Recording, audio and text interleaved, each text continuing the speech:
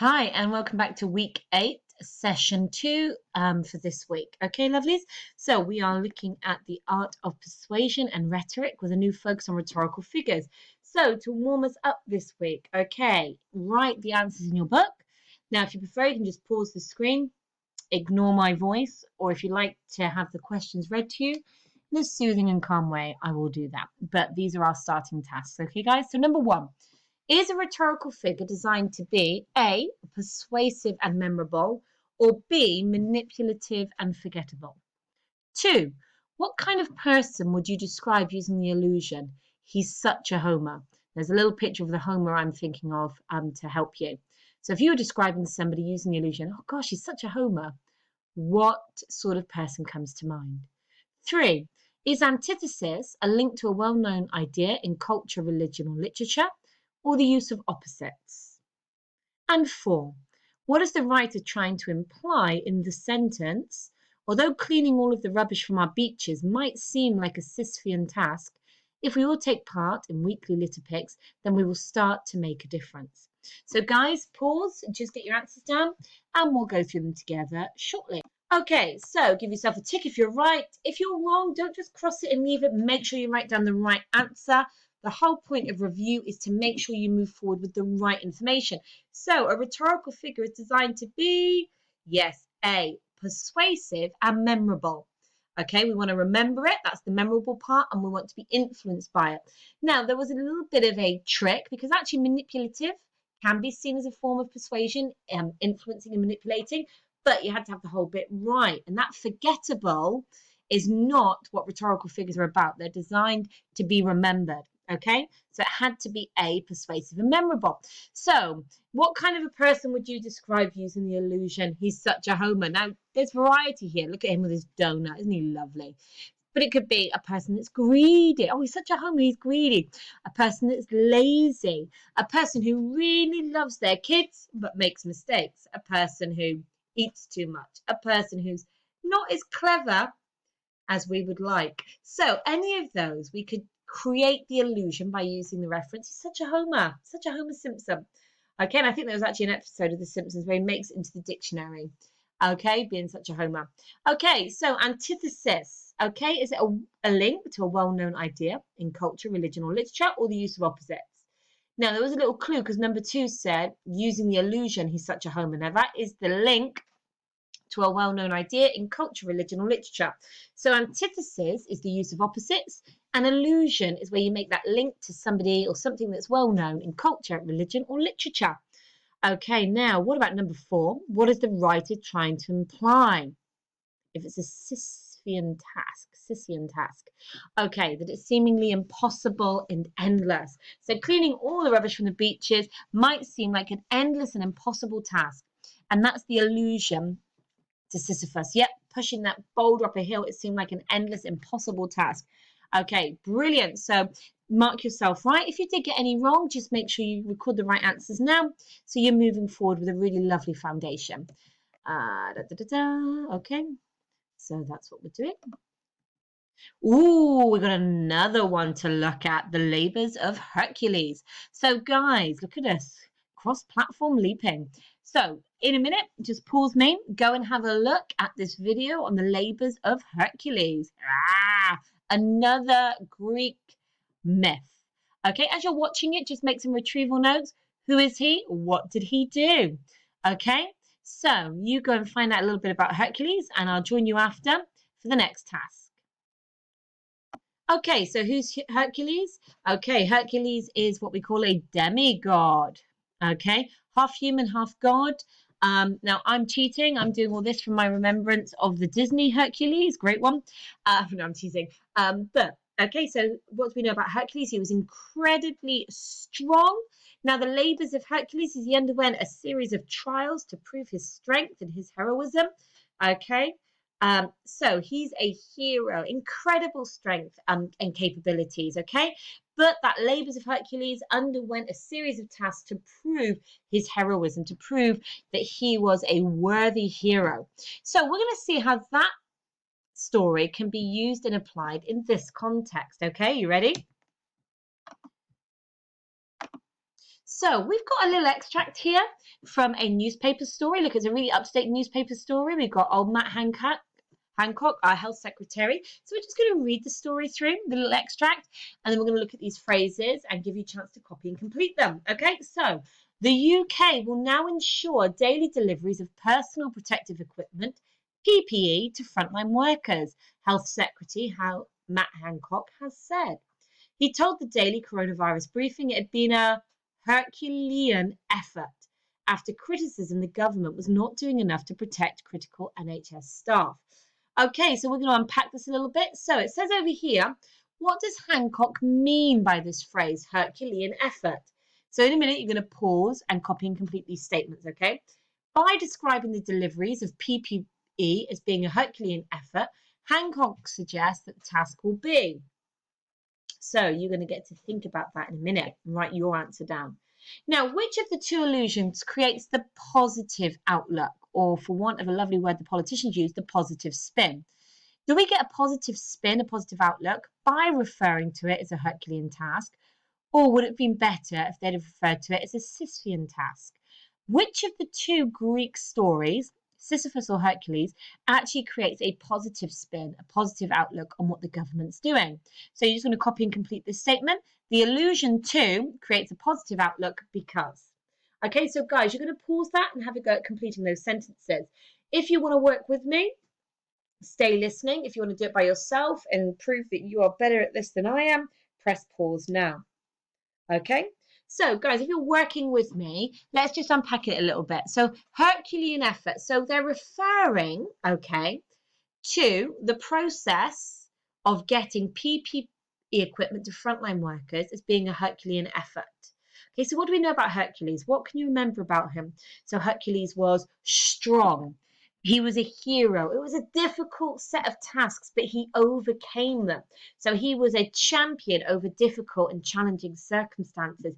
He proved himself heroic through his strength and his ingenuity and his endurance. So, by describing the deliveries of PPE as being a Herculean effort, Hancock suggests that tasks will be difficult and challenging, but they will be able to overcome it. But, like Hercules, they will be heroic in overcoming it. Okay, so that's what needed to complete that one. So then, kind of thinking they could have made another choice here. We could have had a negative spin. Okay, we could have gone for the positive spin, which we would expect from the daily coronavirus briefing, the government to present themselves in a good light, versus a negative spin, a negative outlook. So which one creates the positive outlook? Sisyphus or Herculean? Yeah, you're right. The allusion to a Herculean effort or the allusion to Hercules creates a positive outlook because, but this is the important bit, the reasoning why. So why does Herculean effort create a positive spin? Yeah, you're absolutely right, because Hercules was heroic. Despite the circumstances being really difficult, Hercules mastered them. He endured. He was the champion. So here the government is saying, we're like Hercules. We're mastering and going to be the champion of these really difficult circumstances. We're going to be the heroes of this story. Now, if we were a different kind of press, or a different kind of journalist, and we wanted to create a different spin, we could have said something like, Matt Hancock's decision to try and ensure daily deliveries of PPE equipment to frontline workers in a matter of days is a Sisyphean task, It's impossible and endless. The government will never do it. Okay, so you can see then actually, just from a writer's point of view, your choice of cultural illusion, your choice of where you go to create that bridge between the topic you're writing about and a story from history or mythology or religion or TV will create either positive or negative spin. Okay, and as a writer, you always want to be thinking about that. It's not just about a clever reference to somebody on TV. It's also about, well, does it create a good or negative spin? So make sure you've got those two sentences complete in answer to those questions. Okay, so just to back up, there we go. By referring to sourcing PPE as a Herculean task, he's suggesting that it's very tough and challenging. Of course, Hercules was a hero of Greek mythology, so implies that he is somehow heroic in his efforts to source the PPE. Good old Matt Hancock.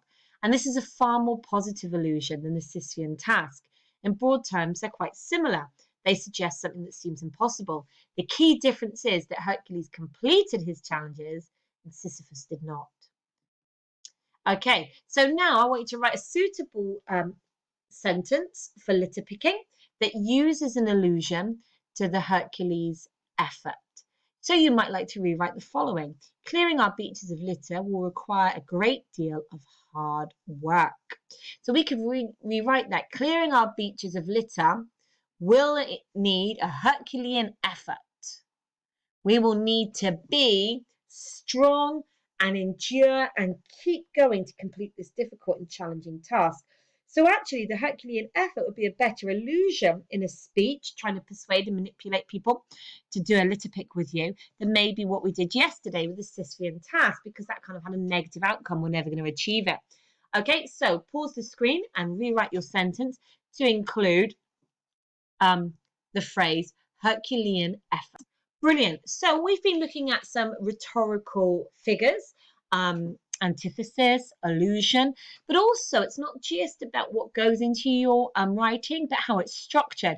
So we're going to think about this question now. What is a counter argument and how does it work? So it's not just about using clever rhetorical devices, it's also about structuring your ideas in a particular way.